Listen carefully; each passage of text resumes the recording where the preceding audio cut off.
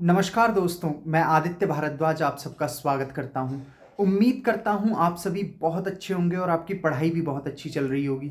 दोस्तों, जैसा कि आप सबको पता है, यूपी पुलिस कांस्टेबल की वैकेंसीज आ चुकी हैं और ये वैकेंसी कोई छोटी मोटी वैकेंसी नहीं है। 60,244 वैकेंसीज आई हुई हैं और ये अब तक की सबसे बड़ी वैकेंसी है। देश की सबसे बड़ी वैकेंसी होने वाली है ये यूपी पुलिस की 60,244 की वैकेंसीज।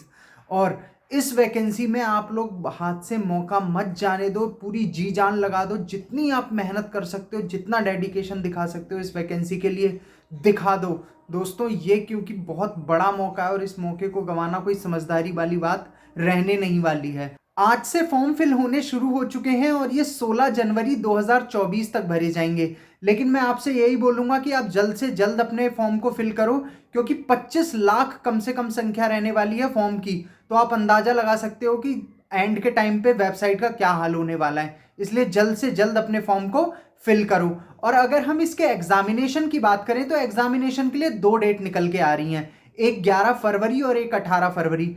आप 18 फरवरी के बारे में मत सोचो, आप सिर्फ ये सोचो कि 11 फरवरी को मेरा पेपर होना है। क्योंकि अगर आप 18 फरवरी के बारे में सोचोगे और पेपर अगर 11 फरवरी को हो गया तो आपको फिर प्रॉब्लम होगी। इसलिए आपको तो पेपर देना है ना, तो आप अपना 11 फरवरी के लिए एकदम तैयार रहो कि भाई मेरे को तो पेपर देना है और मैं अपने पेपर के लिए एकदम जी जान से मेहनत करूंगा और मुझे 11 फरवरी को जाके अपना पेपर देना है।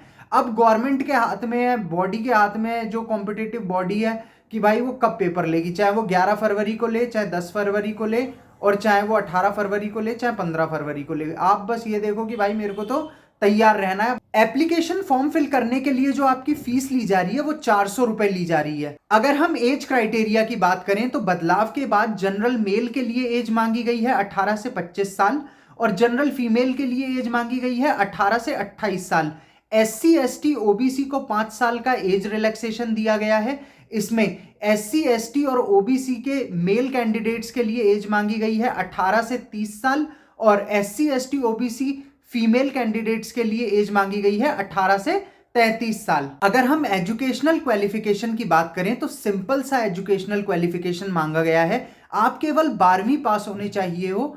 अगर हम मेल के फिजिकल स्टैंडर्ड की बात करें तो जनरल SC और OBC के लिए आपकी जो हाइट मांगी गई है वो 168 सेंटीमीटर मांगी गई है और ST के लिए जो हाइट मांगी गई है वो 160 सेंटीमीटर मांगी गई है। जनरल SC और OBC के लिए आपका जो चेस्ट मांगा गया है वो बिना फुलाए 79 सेंटीमीटर होना चाहिए और फुलाने के बाद 84 सेंटीमीटर होना चाहिए। और ST के लिए जो चेस्ट मांगा गया है वो बिना फुलाए 77 सेंटीमीटर होना चाहिए और फुलाने के बाद 82 सेंटीमीटर होना चाहिए।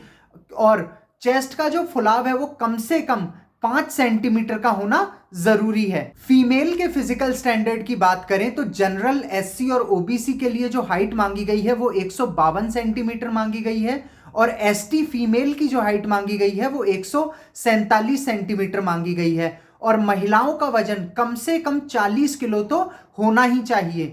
अब हम रिटन एग्जामिनेशन की अगर बात करें तो ये आपका एक ऑफलाइन पेपर होगा जिसमें 4 सेक्शन से आपसे सवाल पूछे जाएंगे। जनरल नॉलेज के आपसे 38 सवाल पूछे जाएंगे, हिंदी के आपसे 37 सवाल पूछे जाएंगे, न्यूमेरिकल एंड मेंटल एबिलिटी के आपसे 38 सवाल पूछे जाएंगे, mental aptitude, IQ and reasoning ability के आपसे 37 सवाल पूछे जाएंगे। कुल मिलाकर आपसे 150 सवाल पूछे जाएंगे जिसके आपको 300 नंबर मिलेंगे और इन 150 सवालों को पूरा करने के लिए आपको 2 घंटे का टाइम दिया जाएगा। इसमें नेगेटिव मार्किंग भी 0.5 मार्क्स की रहने वाली है। जब आप इस रिटन एग्जामिनेशन को पास कर लेंगे तो आपका एक फिजिकल एफिशिएंसी टेस्ट होगा जिसमें मेल के लिए 4.8 किलोमीटर दौड़ मांगी गई है और इसे पूरा करने के लिए उसे 25 मिनट का टाइम दिया जाएगा और फीमेल के लिए 2.4 किलोमीटर की दौड़ मांगी गई है जिसे पूरा करने के लिए 14 मिनट का टाइम दिया जाएगा।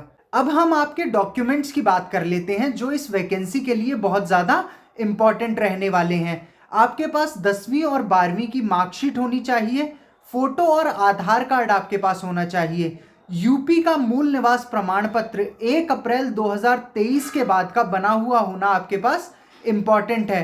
अगर हम SC और ST के कास्ट सर्टिफिकेट की बात करें तो ये आपका पुराना भी चल जाएगा, लेकिन फालतू में रिस्क मत लो। 1 अप्रैल 2023 के बाद का अपना SC और ST का कास्ट सर्टिफिकेट बनवा लो और टेंशन फ्री होके अपनी भर्ती दो। OBC और EWS के अगर हम सर्टिफिकेट की बात करें तो ये आपका 1 अप्रैल 2023 के बाद का बना हुआ होना बहुत ज़्यादा ज़रूरी है। 1 अप्रैल 2023 के बाद का ही ये आपका सर्टिफिकेट चलेगा। अगर हम महिलाओं की बात करें तो महिलाएं चाहे वो विवाहित हों या अविवाहित हों, उनके जितने भी सर्टिफिकेट्स लगेंगे वो सारे के सारे उनके माता पिता के साइड्स के रहने वाले हैं।